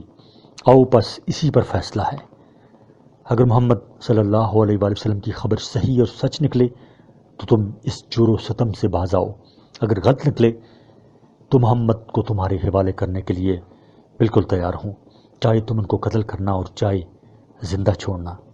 لوگوں نے کہا، اے ابو طالب، آپ نے بے شک انصاف کی بات کہی، اور اسی وقت عہد نامہ منگایا گیا۔ دیکھا تو واحد کے ہی سوائے خدا کے نام کے تمام حروف کو کیڑوں نے کھا لیا تھا۔ دیکھتے ہی ندامت اور شرمندگی سے سب کی گردنیں جھک گئیں۔ اس طرح اس سالمانہ عہد نامہ کا خاتمہ ہوا۔ 10 نوی میں ابو طالب اور آپ کے تمام رفقا اس طرح سے باہر آئے۔ بعد ازاں ابو طالب حرم میں پہنچے اور بیت اللہ کا پردہ پکڑ کر ابو طالب اور ان کے رفقا نے یہ دعا مانگی، اے اللہ، جن لوگوں نے ہم پر ظلم کیا اور ہماری قرابتوں کو قطع کیا اور ہماری آبروؤں کو حلال سمجھا، ان سے ہمارا بدلہ اور انتقام لے۔ یہ روایت طبقات ابن سعد میں ابن عباس، عاصم بن عمر قتادہ، ابو بکر بن عبد الرحمن بن الحارث، عثمان بن ابی سلیمان، اکرمہ اور محمد بن علی سے مروی ہے۔ ابو طالب نے اس بارے میں ایک قصیدہ بھی پڑھا جس کا ایک شعر یہ ہے، اللہم یاتکم ان صحیفۃ مزقت وان کل ما لم یرض اللہ یفسد۔ کیا تم کو خبر نہیں کہ وہ عہد نامہ چاک کیا گیا، اور جو چیز خدا کے نزدیک ناپسند ہوتی ہے وہ اسی طرح سے خراب اور برباد ہوتی ہے۔ حافظ ابن کثیر رحمۃ اللہ علیہ فرماتے ہیں کہ اسی عرصہ میں جب نبی اکرم صلی اللہ علیہ وآلہ وسلم اور بنو ہاشم شعب بن ابی طالب میں محصور تھے، ابو طالب نے وہ قصیدہ لامیہ لکھا کہ جو مشہور ہے، صفحہ نمبر 199۔ اس طرح 3 سال کی مسلسل مصیبت کا خاتمہ ہوا، اور 10 نوی میں یعنی ہجرت سے 3 سال پیشتر شیب ابن طالب سے باہر نکلے۔ ہجرت ابی بکر رضی اللہ تعالیٰ عنہ۔ اسی عرصہ میں کہ جب بنو ہاشم شیب بن ابی طالب میں محصور تھے، ابو بکر حبشہ کی ہجرت کی نیت سے نکلے تاکہ مہاجرین حبشہ سے جا ملے۔ جب مقام برک الغمات پر پہنچے تو قبیلہ کارا کے سردار ابن الدغنہ سے ملاقات ہوئی۔ ابن الدغنہ نے پوچھا، اے ابو بکر، کہاں کا قصد ہے؟ ابو بکر نے کہا، میری قوم نے مجھ کو نکال دیا ہے، میں چاہتا ہوں کہ خدا کی زمین میں سیاحت کروں اور اپنے رب کی عبادت کروں۔ ابن الدغنہ نے کہا، اے ابو بکر، تم جیسا آدمی نہ نکلتا ہے اور نہ نکالا جاتا ہے۔ تم ناداروں کے لیے سامان مہیا کرتے ہو، صلہ رحمی کرتے ہو، لوگوں کے بوجھ یعنی قرض و تاوان اٹھاتے ہو، مہمان نواز ہو، حق کے معین اور مددگار ہو۔ تم کو اپنی پناہ میں لیتا ہوں، تم لوٹ جاؤ۔ ابن الدغنہ نے سرداران قریش کی موجودگی میں بیت اللہ کا طواف کیا اور سرداران قریش سے مخاطب ہو کر کہا، ابو بکر جیسا آدمی نہیں نکلتا اور نہیں نکالا جاتا۔ کیا ایسے شخص کو نکالتے ہو جو ناداروں کے لیے سامان مہیا کرتا ہے اور صلہ رحمی کرتا ہے، لوگوں کے بوجھ اٹھاتا ہے، مہمان نواز ہے، حق کا معین اور مددگار ہے؟ میں نے ان کو پناہ دی ہے۔ قریش نے ابن الدغنہ کی پناہ کو تسلیم کیا اور یہ کہا کہ آپ ابو بکر سے یہ کہیں کہ اپنے گھر میں خدا کی عبادت کریں، نماز پڑھیں، قرآن کی تلاوت کریں، لیکن اعلان نہ کریں، اعلانیہ طور پر نماز نہ پڑھیں، بآواز بلند قرآن کی تلاوت نہ کریں، اس سے ہمیں تکلیف ہوتی ہے۔ علاوہ ازیں ہم کو یہ اندیشہ ہے کہ ہماری عورتیں اور بچے کہیں اسلام پر مفتون نہ ہو جائیں۔ ابن الدغنہ ابو بکر سے یہ کہہ کر لوٹ گئے۔ ابو بکر صدیق رضی اللہ تعالیٰ عنہ صرف اپنے گھر میں خدا کی عبادت کرنے لگے۔ بعد چندے ابو بکر نے اپنے مکان کے صحن میں ایک مسجد بنا لی جس میں نماز پڑھتے اور قرآن تلاوت کرتے۔ قریش کے بچے اور عورتیں ٹوٹ پڑتے اور تہجد سے لگاتار ٹکٹکی باندھے ہوئے ابو بکر کو دیکھتے رہتے، جس کو دیکھتے اس کی نظر کا منتہی اور غائط ابو بکر تھے۔ ابو بکر خدا کے خوف سے بہت رونے والے مرد تھے، مگر باوجود مرد ہونے کے تلاوت قرآن کے وقت اپنی آنکھوں کو تھام نہیں سکتے تھے۔ اسی وجہ سے سامعین سننے والے اپنے دلوں کے مالک نہیں رہتے تھے، ہزار کوشش بھی کریں مگر ابو بکر کی تلاوت کے وقت دلوں کو تھام نہیں سکتے تھے۔ سرداران قریش نے جب یہ حال دیکھا تو گھبرا گئے اور فوراً ہی ابن الدغنہ کو بلا بھیجا اور ابن الدغنہ سے یہ شکایت کی کہ ہم نے ابو بکر کو آپ کے کہنے سے شرط پر پناہ دی تھی کہ وہ اپنے گھر میں مخفی اور پوشیدہ طور پر خدا کی عبادت اور بندگی کریں، اعلانیہ طور پر خدا کی عبادت اور بندگی نہ کریں اور اعلانیہ طور پر نماز اور قرآن نہ پڑھیں۔ اب ابو بکر نے خلاف شرط اعلان نماز اور قرآن پڑھنا شروع کر دیا ہے، جس سے ہم کو اپنے بچوں اور عورتوں کے بگڑ جانے یا سنور جانے کا اندیشہ ہے۔ آپ ابو بکر سے کہہ دیجئے کہ اپنی شرط پر قائم رہیں۔ صفحہ نمبر 200۔ یا آپ کی امان اور پناہ کو واپس کر دیں، ہم آپ کی پناہ کو توڑنا نہیں چاہتے۔ ابو بکر نے کہا میں تمہاری امان اور پناہ کو واپس کرتا ہوں اور صرف اللہ عز و جل کی پناہ اور پناہ پر، امان اور پناہ پر راضی ہوں۔ فائدہ جلیلہ، ابن الدغنہ نے ابو بکر کے جو اوصاف بیان کیے ہیں وہ بینہ وہ اوصاف ہیں کہ جو حضرت خدیجہ رضی اللہ تعالیٰ عنہا نے نبی کریم صلی اللہ علیہ وآلہ وسلم کے لیے شمار کیے تھے، جیسے کہ بحثت نبوی کے بیان میں گزر چکے ہیں، جس سے ابو بکر صدیق رضی اللہ تعالیٰ عنہ کا فضل و کمال اور مقام صدیقیت کا مقام نبوت سے قرب اور اتصال کا پتہ چلتا ہے۔ عارفین محققین کے نزدیک مقام صدیقیت اور مقام نبوت کے مابین کوئی اور مقام نہیں۔ مقام صدیقیت کی نہایت مقام نبوت کی ہدایت سے جا کر ملتی ہے۔ واللہ سبحانہ وتعالی عالم۔ عام الحزن والملال، ابو طالب اور خدیجۃ الکبریٰ کا انتقال۔ شیب بن ابی طالب سے نکلنے کے چند روز ہی بعد ماہ رمضان یا شوال 1090 میں ابو طالب نے انتقال کیا اور پھر 3 یا 5 دن حضرت خدیجہ رضی اللہ تعالیٰ عنہ نے انتقال کیا، ان کے 3 یا 5 دن بعد۔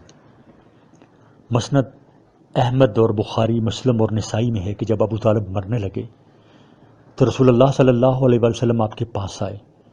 ابو جہل اور عبداللہ بن امیہ بھی وہاں موجود تھے۔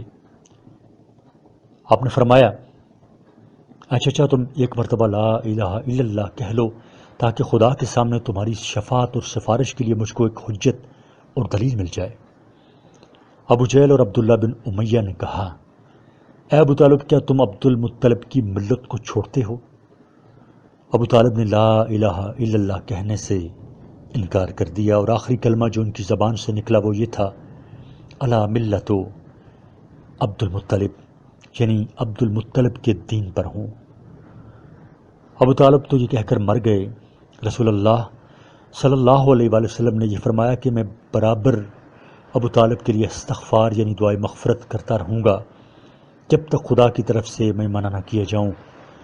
اس پر یہ آیت نازل ہوئی ما کان للنبی والذین آمنوا ان یستغفروا للمشرکین ولو کانوا اولی قربی من بعد ما تبین لهم انہم اصحاب الجحیم۔ پیغمبر اور مسلمانوں کے لیے جائز نہیں کہ مشرکین کے لیے دعائے مغفرت کریں اگرچہ ان کے رشتہ دار ہی کیوں نہ ہوں، جبکہ یہ ظاہر ہو گیا کہ یہ لوگ دوزخی ہیں یعنی کفر پر مرے ہیں۔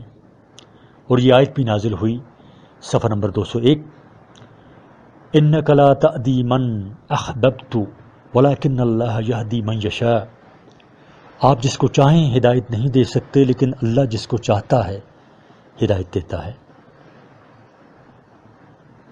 حضرت عباس رضی اللہ تعالیٰ عنہ فرماتے ہیں کہ میں نے عرض کیا یا رسول اللہ آپ اپنے چچا کے کیا کام آئے؟ وہ آپ کے حامی اور مددگار تھے۔ آپ نے فرمایا وہ ٹخنوں تک آگ میں ہیں، اگر میں شفاعت نہ کرتا تو جہنم کی تہ میں ہوتے۔ نکتہ علامہ سہیلی رحمۃ اللہ علیہ فرماتے ہیں کہ ابو طالب سر سے پیر تک رسول اللہ صلی اللہ علیہ وآلہ وسلم کی نصرت و حمایت میں غرق تھے، صرف قدم بجائے اسلام کی ملت عبد المطلب پر تھے، اس لیے عذاب قدموں پر مسلط کیا گیا۔ ربنا افرغ علینا صبرا وثبت اقدامنا وانصرنا علی القوم الکافرین۔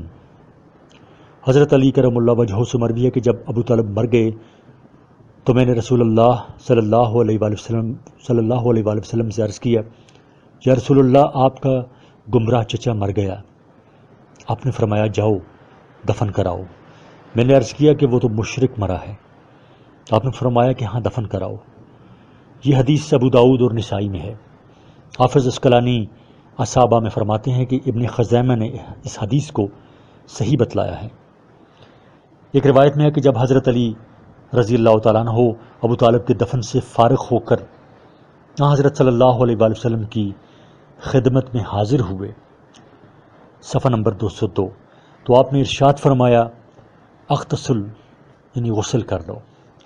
اسی بنا پر فقہاء اور علماء کا یہ قول ہے کہ کافر اور مشرک کی تجہیز و تکفین کے بعد غسل کرنا مستحب ہے، جیسے کہ اور احادیث میں بھی آیا ہے۔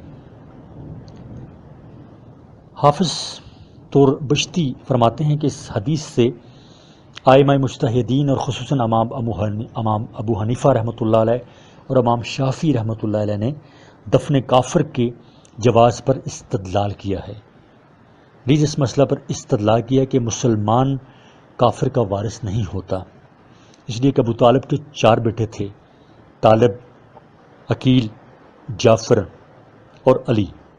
ابو طالب کی میراث فقط طالب اور عقیل کو ملی جو باپ کے طریقہ پر تھے، اور علی اور جعفر کو نہیں ملی، یہ دونوں مسلمان تھے۔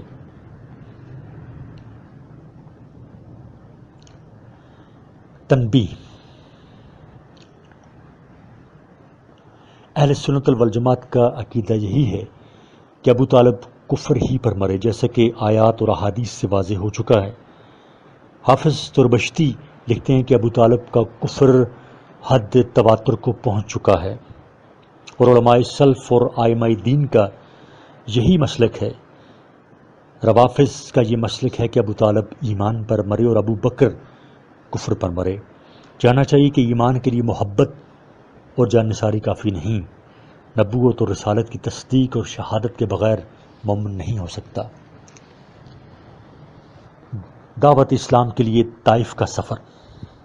ابو طالب کے بعد آپ کا کوئی حامی اور مددگار نہ رہا، اور حضرت خدیجہ رضی اللہ تعالیٰ عنہ کے رخصت ہو جانے سے کوئی تسلی دینے والا اور غم گسار نہ رہا۔ اس لیے آپ نے قریش مکہ کی چیرہ دستیوں سے مجبور ہو کر اخیر شوال 10 نبوی میں طائف کا قصد فرمایا کہ شاید یہ لوگ اللہ کی ہدایت کو قبول کرے اور اس کے دین کے حامی اور مددگار ہوں۔ زید بن حارثہ کو ہمراہ لے کر طائف تشریف لے گئے۔ اب عبدیہ، لیل، مسعود، حبیب، ان 3 بھائیوں پر جو وہاں کے سرداروں میں سے تھے اسلام پیش کیا، بجائے اس کے کہ کلمہ حق کو سنتے ہی نہایت سختی سے آپ کو جواب دے دیا، انہوں نے بجائے اس کے کہ کلمہ حق کو سنتے نہایت سختی سے آپ کو جواب دے دیا۔ ایک نے کہا کیا خدا نے کعبہ کا پردہ چاک کرنے کے لیے تجھ کو نبی بنا کر بھیجا ہے؟ ایک نے کہا کیا خدا کو اپنی پیغمبری کے لیے تمہارے سوا اور کوئی نہیں ملا؟ ایک نے کہا خدا کی قسم میں تم سے کلام ہی نہ کروں گا، اگر واقعہ میں اللہ نے تجھ کو رسول بنا کر بھیجا ہے تو تیرے کلام کا رد کرنا سخت خطرناک ہے، مگر اس نادان نے یہ نہ سمجھا کہ اللہ کے پیغمبر کے ساتھ استہزاء اور تمسخر کرنا اس سے بھی زیادہ سخت ہے، اور اگر تم اللہ کے رسول نہیں تو پھر قابل خطاب اور لائق التفات نہیں۔ اور بعد ازاں اوباش اور بازاری لڑکوں کو اکسا دیا کہ وہ آپ کو پر پتھر برسائیں اور آپ کی ہنسی اڑائیں۔ ظالموں نے اس قدر پتھر برسائے کہ آپ زخمی ہو گئے۔ جب آپ زخموں کی تکلیف سے بیٹھ جاتے تو یہ بدنصیب آپ کے بازو پکڑ کر دوبارہ پتھر برسانے کے لیے کھڑا کر دیتے اور ہنستے۔ صفحہ نمبر 203۔ زید بن حارثہ رضی اللہ تعالیٰ عنہ جو سفر میں آپ کے ہمراہ تھے، وہ آپ کو بچاتے اور یہ کوشش کرتے کہ جو پتھر بھی آئے وہ بجائے آپ کے مجھ پر گرے۔ اسی میں زید بن حارثہ کا تمام سر زخمی ہو گیا اور آپ کے پاؤں اس قدر زخمی ہو گئے کہ ان سے خون بہنے لگا۔ طائف سے واپسی میں عتبہ بن ربیعہ اور شیبہ بن ربیعہ کا باغ پڑتا تھا۔ وہاں ایک درخت کے سایہ میں دم لینے کے لیے آپ بیٹھ گئے اور یہ دعا مانگی، اے اللہ میں تجھ سے اپنی کمزوری اور تدبیر کی کمی اور لوگوں کی بے توقیری کی شکایت کرتا ہوں۔ اے ارحم الراحمین، تو کمزوروں کا خاص طور پر مربی اور مددگار ہے۔ تو مجھے کس کی سپرد کرے گا؟ کسی غضبناک اور ترش رو دشمن کی طرف یا کسی دوست کی طرف کہ جس کو تو میرے امور کا مالک بنائے؟ اگر تم مجھ سے ناراض نہ ہو تو پھر مجھے کسی کی پرواہ نہیں، مگر تیری عافیت اور سلامتی میرے لیے باعث صد سہولت ہے۔ میں پناہ مانگتا ہوں تیری بزرگ ذات کے وسیلے سے جس سے تمام ظلمتیں منور ہوئیں اور اسی نور سے دنیا اور آخرت کا کارخانہ چل رہا ہے۔ میں اس سے پناہ مانگتا ہوں کہ تیرا غضب اور ناراضگی مجھ پر اترے اور اصل مقصود تجھ ہی کو سنانا اور راضی کرنا ہے۔ بندہ میں کسی شر سے پھرنے اور خیر کے کرنے کی قدرت نہیں مگر جتنی تیری بارگاہ سے عطا ہو جائے۔ اجابت دعا کے لیے تو نبوت اور رسالت میں ہی کا وصف کافی تھا، کیونکہ ہر نبی مستجاب الدعوات ہوتا ہے، لیکن اس وقت وصف نبوت کے علاوہ اضطرار و مظلومیت، غربت اور مسافرت کا بھی اضافہ ہو گیا۔ حق تعالی شانہ کا ارشاد ہے، امن یجیب المضطر اذا دعاہ ویکشف السوء۔ پھر یہ کہ مظلوم اور مسافر ہر ایک کے بارے میں جداگانہ حدیث میں آیا ہے کہ مظلوم اور مسافر کی دعا بلا شبہ قبول ہوتی ہے۔ پترس از آ مظلومہ کے ہنگامہ دعا کردن، اجابت از درحق بہر استقبال می آیت۔ پس ایسی ذات ستودہ صفات کی دعا کا کیا پوچھنا کہ جب نبی اور رسول بھی ہو، مضطر بھی ہو، مظلوم بھی ہو، غریب اور مسافر بھی ہو۔ ایسی دعا کا زبان سے نکلنا تھا کہ اجابت کے دروازے کھل گئے۔ وہی عتبہ اور شیبہ کہ جن کا دل اب تک پتھر سے زیادہ سخت تھا، آپ کی اس بے کسی اور مظلومیت کو باغ کے اندر بیٹھے دیکھ رہے تھے۔ دیکھ کر نرمائے اور خون قرابت اور رگ حمیت جوش میں آئی۔ اپنے غلام عداس کو بلا کر کہا، ایک طبق میں انگور رکھ کر اس شخص کے پاس لے جاؤ اور ان سے کہو کہ اس میں سے تھوڑا بہت کچھ ضرور کھائیں۔ عداس نے آپ کے سامنے وہ طبق لا کر رکھا۔ رسول اللہ صلی اللہ علیہ وآلہ وسلم نے بسم اللہ پڑھ کر کھانا شروع کیا۔ عداس نے کہا، خدا کی قسم، اس شہر میں تو کوئی شخص بھی اس کلام کا کہنے والا نہیں۔ رسول اللہ صلی اللہ علیہ وآلہ وسلم نے عداس سے فرمایا کہ تم کس شہر کے باشندے ہو اور تمہارا دین اور مذہب کیا ہے؟ صفحہ نمبر 204۔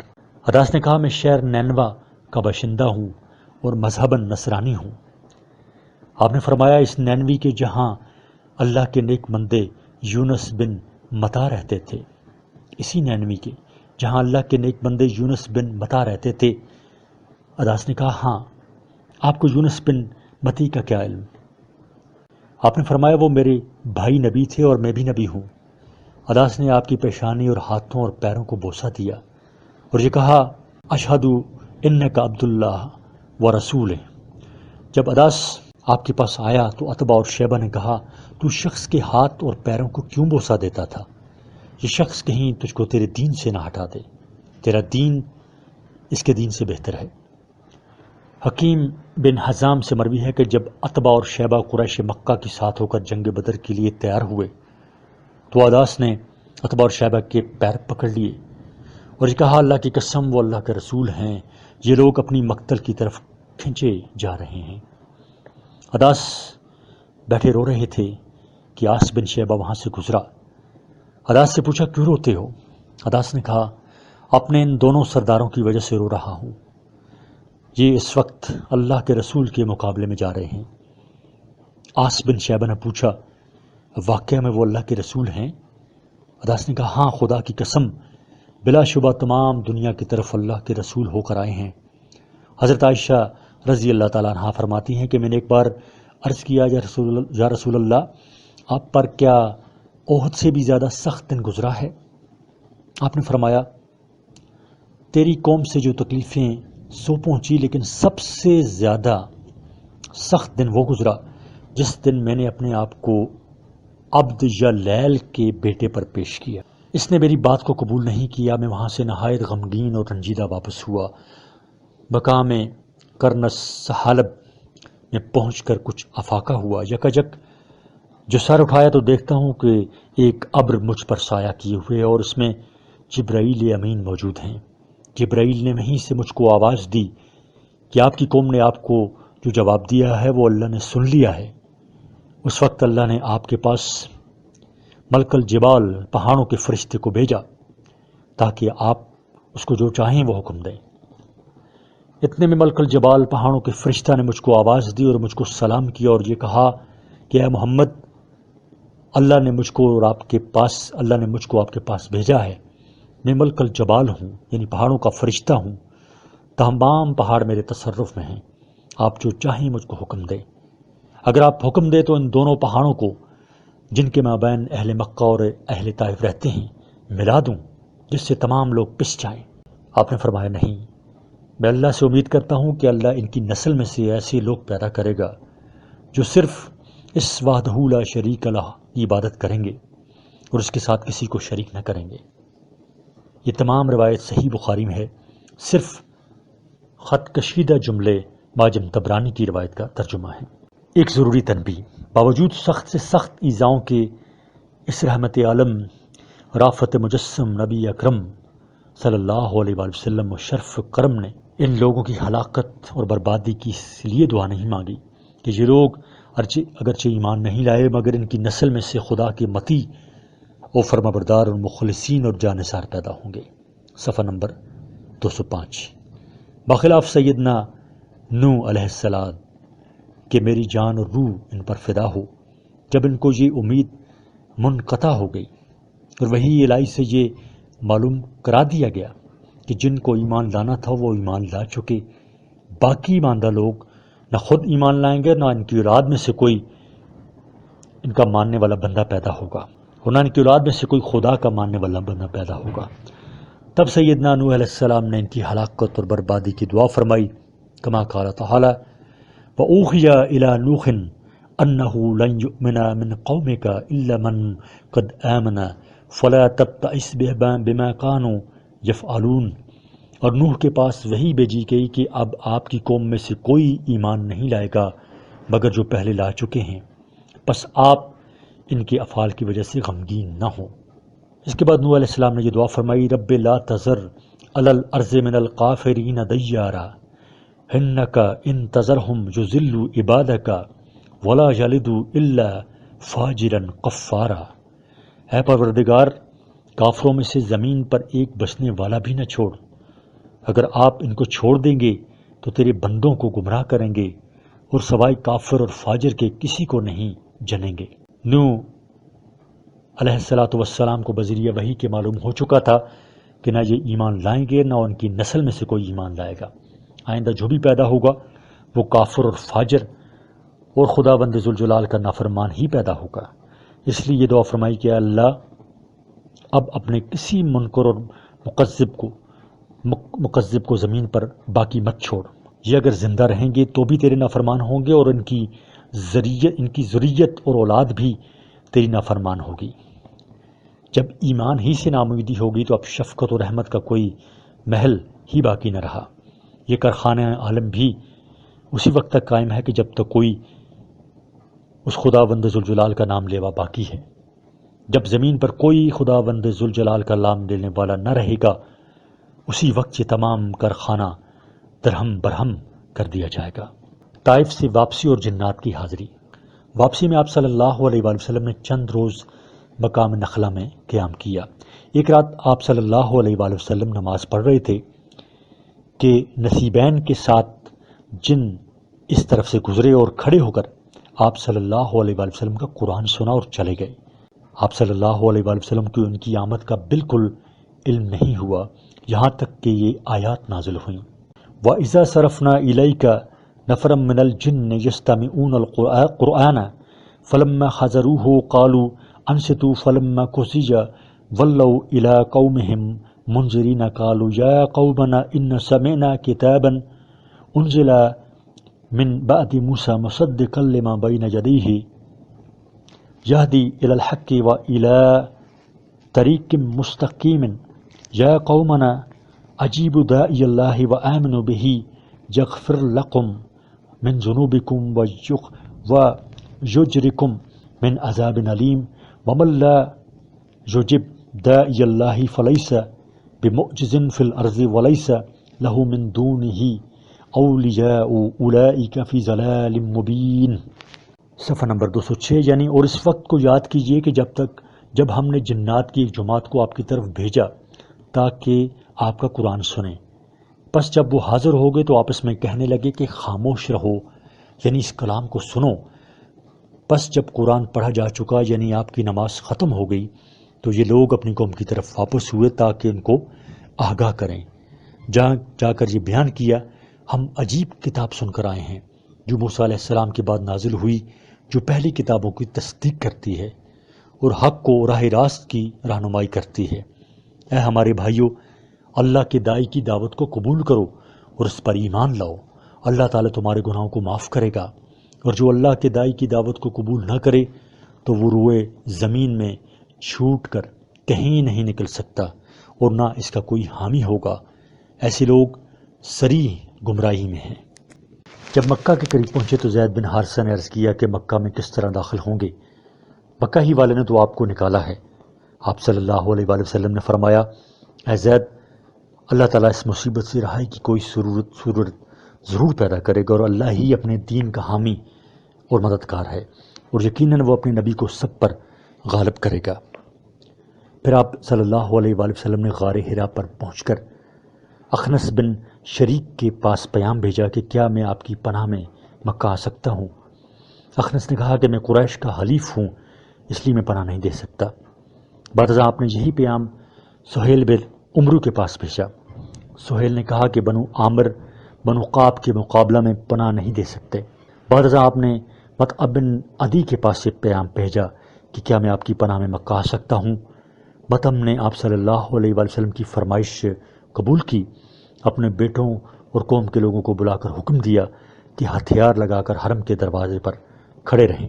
میں نے محمد صلی اللہ علیہ وآلہ وسلم کو پناہ دی ہے اور خود اونٹ پر سوار ہو کر حرم کے پاس آ کر کھڑا ہوا اور پکار کر کہا، اے گروہ قریش، میں نے محمد کو پناہ دی ہے، کوئی ان سے تعرض نہ کرے۔ آپ صلی اللہ علیہ وآلہ وسلم حرم میں تشریف لائے اور حجر اسود کو بوسہ دیا اور طواف کر کے ایک دو گانا ادا فرمایا اور مکان واپس تشریف لے گئے۔ مطعم اور اس کے بیٹے آپ صلی اللہ علیہ وآلہ وسلم کو حلقہ میں لیے ہوئے تھے۔ مطعم کے اسی احسان کی بنا پر بدر کے دن اسیران بدر کی بابت آپ صلی اللہ علیہ وآلہ وسلم نے یہ ارشاد فرمایا، اگر آج مطعم بن عدی زندہ ہوتا اور پھر مجھ سے ان گندوں کے بارے میں کچھ کلام کرتا تو میں اس کی رعایت سے ان سب کو یک لخت چھوڑ دیتا۔ اسلام طفیل بن عمرو دوسی رضی اللہ تعالیٰ عنہ۔ اسی عرصہ میں طفیل بن عمرو دوسی مکہ آئے۔ رسول اللہ صلی اللہ علیہ وآلہ وسلم مصروف تبلیغ تھے۔ طفیل شریف النسب ہونے کے علاوہ بہت بڑے شاعر اور بہت بڑے زیرک اور فہیم اور مہمان نواز تھے۔ قریش سے حلیفانہ تعلقات رکھتے تھے۔ صفحہ نمبر 207۔ جب آپ صلی اللہ علیہ وآلہ وسلم مکہ آئے تو قریش کے کچھ آدمی آپ صلی اللہ علیہ وآلہ وسلم کے پاس آئے اور یہ کہا کہ ہم میں ایک شخص ظاہر ہوا ہے جس نے تمام قوم میں تفرقہ ڈال دیا ہے۔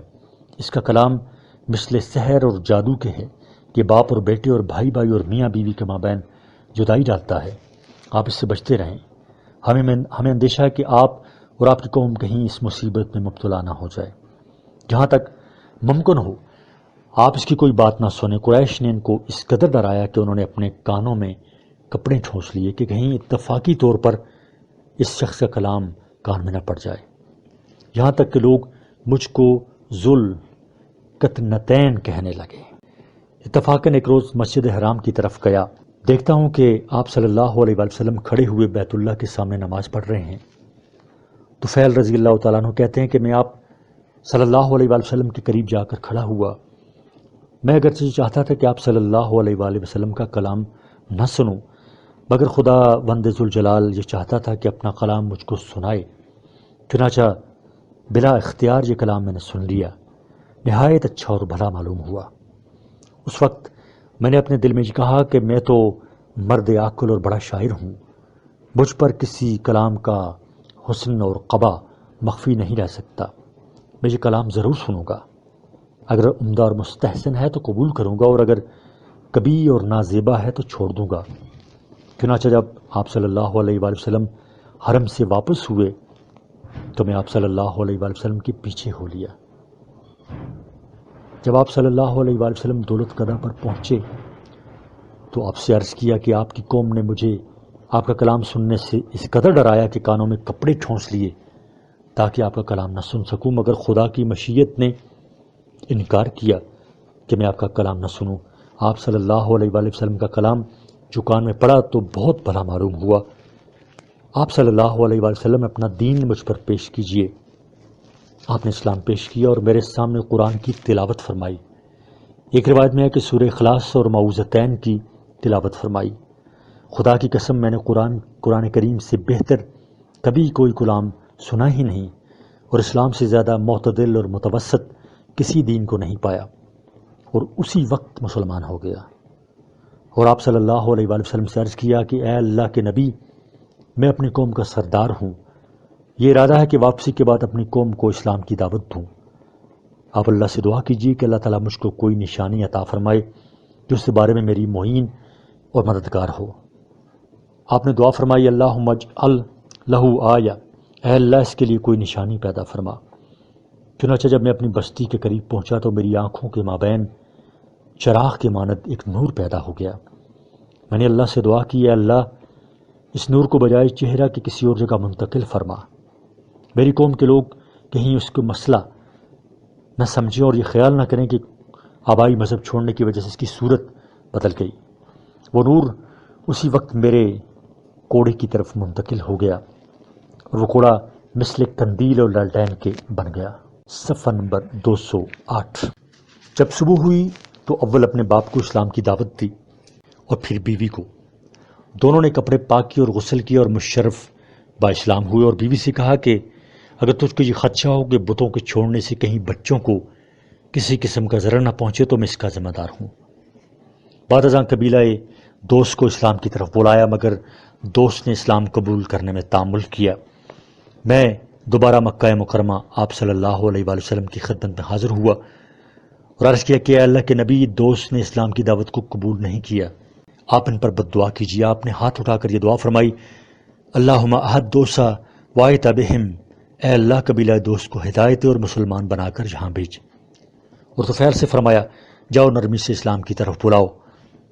آپ صلی اللہ علیہ وآلہ وسلم کی ہدایت کے مطابق لوگوں کو اسلام کی طرف بلاتا رہا۔ 7 ہجری تک 70-80 گھرانے اسلام کی حلقہ بگوش بن گئے۔ ان سب کو 7 ہجری میں اپنے ساتھ لے کر مدینہ منورہ آپ صلی اللہ علیہ وآلہ وسلم کی خدمت میں حاضر ہوا۔ فتح مکہ کے بعد میں نے آپ صلی اللہ علیہ وآلہ وسلم سے درخواست کی کہ عمرو بن حمیمہ کے بت ذوالکفین کے جلانے کی اجازت دیجیے۔ آپ صلی اللہ علیہ وآلہ وسلم نے اجازت دی۔ طفیل روانہ ہوئے اور پہنچ کر بت کو جلایا۔ بت جلاتے جاتے تھے اور یہ پڑھتے جاتے تھے یا ذوالکفین لست من عبادک میلادن اکبر من میلادک، اے ذوالکفین میں تیری پرستش کرنے والوں میں سے نہیں، میری پیدائش تیری پیدائش سے مقدم ہے۔ انی حشوت النار فی فوادق، میں نے تیرے اندر خوب آگ بھری ہے۔ نصف قبیلہ دوست تو پہلے ہی مسلمان ہو چکا تھا، باقی ماندہ نصف بھی اس بت کے جلانے سے شرک اور بت پرستی سے تائب ہو کر حلقہ اسلام میں آ گیا۔ ایک روایت میں ہے کہ طفیل جب اپنی قوم میں پہنچے تو رات اندھیری تھی اور پانی برس رہا تھا، راستہ نظر نہ آیا۔ اس وقت اللہ تعالیٰ نے نور پیدا فرمایا، لوگ دیکھ کر بہت متعجب ہوئے اور حضرت طفیل رضی اللہ تعالیٰ عنہ کو گھیر لیا اور کوڑے کو پکڑنے لگے۔ وہ نور لوگوں کی انگلیوں سے چھنتا تھا۔ جب اندھیری رات ہوتی تو یہ کوڑا اسی طرح روشن ہو جاتا۔ اسی وجہ سے حضرت طفیل ذوالنور یعنی نور والے کے لقب سے مشہور ہوئے۔ فائدہ: اولیاء اللہ کی کرامتیں انبیاء علیہ علیہ انبیاء اللہ علیہم الف صلاۃ اللہ کے معجزات کا نمونہ ہوتی ہیں، جس طرح علماء ربانیین علم و حکمت میں انبیاء و مرسلین کے وارث ہوتے ہیں، اسی طرح علی حسب المدارج کرامات اور خوارق کی عادات میں بھی حضرات انبیاء کے وارث ہوتے ہیں۔ چنانچہ حدیث میں ہے العلماء ورثۃ الانبیاء، علماء انبیاء کے علمی وارث ہیں۔ لہٰذا حضرت طفیل رضی اللہ تعالیٰ عنہ کی یہ کرامت حضرت موسیٰ علیہ السلام کے معجزہ ید بیضاء کا ایک نمونہ معلوم ہوتی ہے، واللہ عالم۔ اس سورہ تحریم میں حق جل شانہ صحابہ کے حق میں ارشاد فرماتے ہیں یوم لا یخزی اللہ النبی والذین آمنوا معہ نورہم یسعی بین ایدیہم وبایمانہم، یوم لا یخزی اللہ النبی والذین آمنوا معہ نورہم یسعی بین ایدیہم وبایمانہم، قیامت کے دن اللہ تعالیٰ نبی کریم اور ان کے ساتھ ایمان لانے والوں کو رسوا نہیں کرے گا، ان کا نور ان کے سامنے اور داہنے دوڑتا ہوگا۔ عجب نہیں کہ حضرت طفیل رضی اللہ تعالیٰ عنہ کا یہ نور اس نور کا نمونہ ہو کہ جو قیامت کے دن حضرات صحابہ رضی اللہ تعالیٰ عنہم کی خاص طور پر رہنمائی کرے گا۔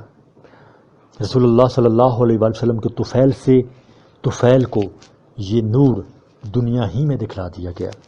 واللہ سبحانہ تعالی عالم و علمہ اتم و احکم۔